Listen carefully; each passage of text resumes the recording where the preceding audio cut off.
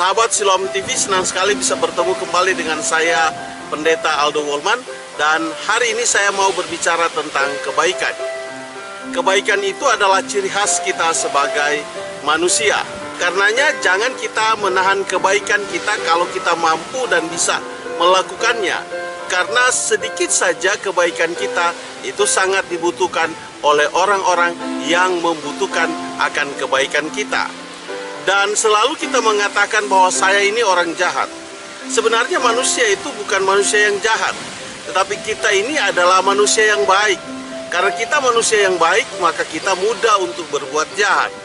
Karena sejahat-jahatnya seseorang, katakan dia sebagai seorang pembunuh, sebagai seorang penipu, dan lain sebagainya, yang mungkin sudah berkali-kali masuk penjara. Katakan saja kita sederhanakan sebagai seorang yang penipu. Orang yang penipu, sejahat-jahatnya dia, sebejatnya dia tidak mau kalau dia ditipu. Juga dia tidak mau kalau dia dibohongi. Dia tidak mau kalau dia dicurangi. Itulah sebabnya kita ini adalah manusia yang baik. Dan karena kita manusia yang baik, maka kita akan menolak setiap kejahatan yang terjadi atas hidup kita. Maka kita tidak akan menerima setiap kejahatan yang terjadi dalam kehidupan kita. Dan kita akan menerima jika hal-hal baik itu terjadi dalam kehidupan kita. Itulah buktinya bahwa saya dan saudara, sahabat Siloam TV semuanya, kita ini adalah manusia yang baik, bukan manusia yang jahat. Oleh karenanya kebaikan itu jangan berpura-pura. Ada banyak orang yang melakukan kebaikan berpura-pura baik. Maka itu hanya berbaik-baik saja, bukan menjadi ciri khas kita. Oleh sebab itu, maka kebaikan itu menjadi perilaku kita. Karenanya, jangan kita berpura-pura berbuat baik. Kalau kita berpura-pura berbuat baik, maka hal itu akan menjadi persoalan. Kenapa? Karena kita tidak tulus. Kebaikan itu harus datang dari hati yang tulus. Perilaku kehidupan kita sebagai manusia, kita adalah manusia baik. Oleh sebab itu, jati diri kita sebagai kemanusiaan kita, kita ini adalah manusia yang baik. Kebaikan itu dapat terjadi kapan saja.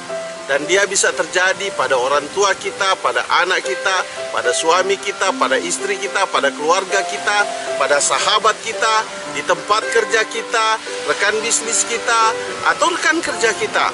Di mana saja hal itu bisa terjadi. Karena kebaikan itu tidak memiliki batas. Sebagai contoh, ketika ada orang dengan motor di jalan, katakan dia mengalami kecelakaan, maka kita, orang yang melihat itu, tergerak hati untuk menolong. Tanpa kita bertanya, siapa namamu, dari mana alamatmu, kita akan tolong dia. Kenapa? Karena itulah jati diri kita. Berapa banyak kita mengalami masalah di tengah jalan atau di mana saja, kemudian ada orang yang menolong kita. Itulah jati diri kita sebagai kemanusiaan, bahwa kita ini adalah orang yang baik. Oleh karenanya kita suka dan mau menolong orang lain. Dan orang bisa menilai kita baik dari wajah kita, dari perkataan kita, dari perbuatan kita. Walaupun ada orang yang berpura-pura berbicara baik, wajahnya baik, perbuatannya baik, tapi ada maksud dibalik dari semua kebaikan itu. Itulah kebaikan yang tidak tulus. Dan karenanya ada kebaikan yang karena imbalan. Kalau kebaikan karena imbalan, maka kita tidak tulus melakukannya. Karena kita melihat berapa nilai dari kebaikan itu. Artinya bahwa kebaikan kita itu bisa diperjualbelikan.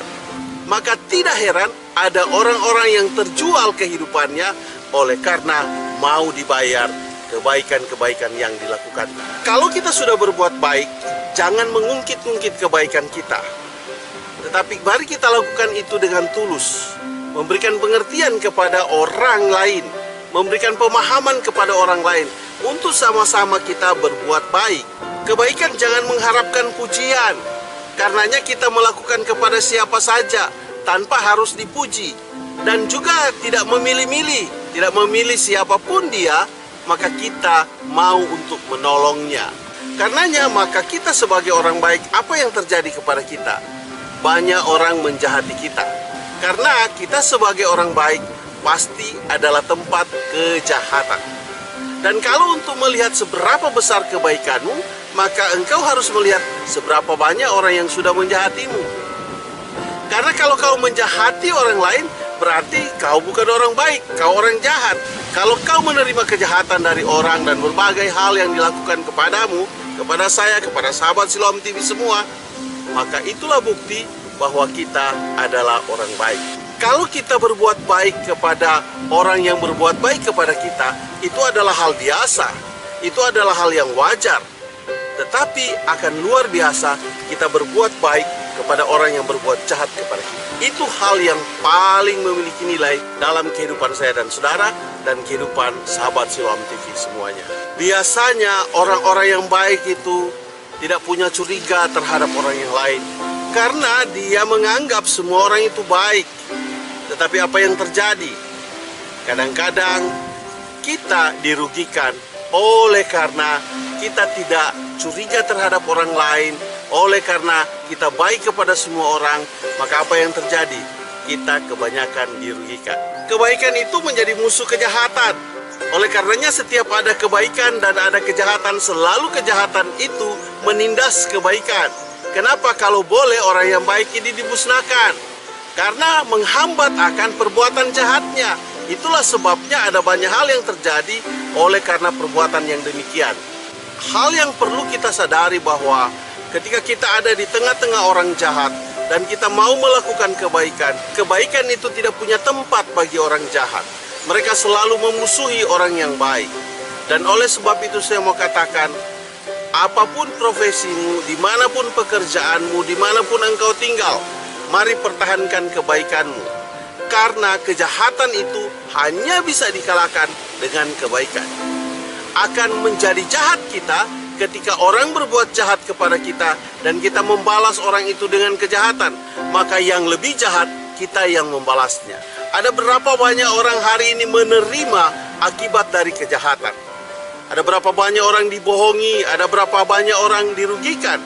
Kenapa? Karena kejahatan. Tetapi saya mau katakan, jangan kecewa ketika kita dijahati dalam kebaikan kita. Sebab kenapa? Kebaikan itu adalah investasi kehidupan kita yang setiap waktu bisa kita nikmati. Mungkin kita bisa berbuat jahat dan kita bisa dapat untung yang besar. Tetapi kebaikan itu adalah investasi yang bertahan dalam kehidupan saya dan saudara. Harus kita tahu bahwa kebaikan itu adalah hal yang disukai oleh semua orang. Olehnya, marilah kita sama-sama berbuat baik. Selagi kita dikasih kesempatan hidup oleh Tuhan, mari kita berbuat baik. Tidak ada salahnya dan tidak ada ruginya kita berbuat baik, walaupun itu dipandang sebagai kerugian. Cukup sekian video dari saya dan sampai kita ketemu pada video yang berikut. Tuhan memberkatimu, saya bawa dalam nama Yesus. Haleluya, amin.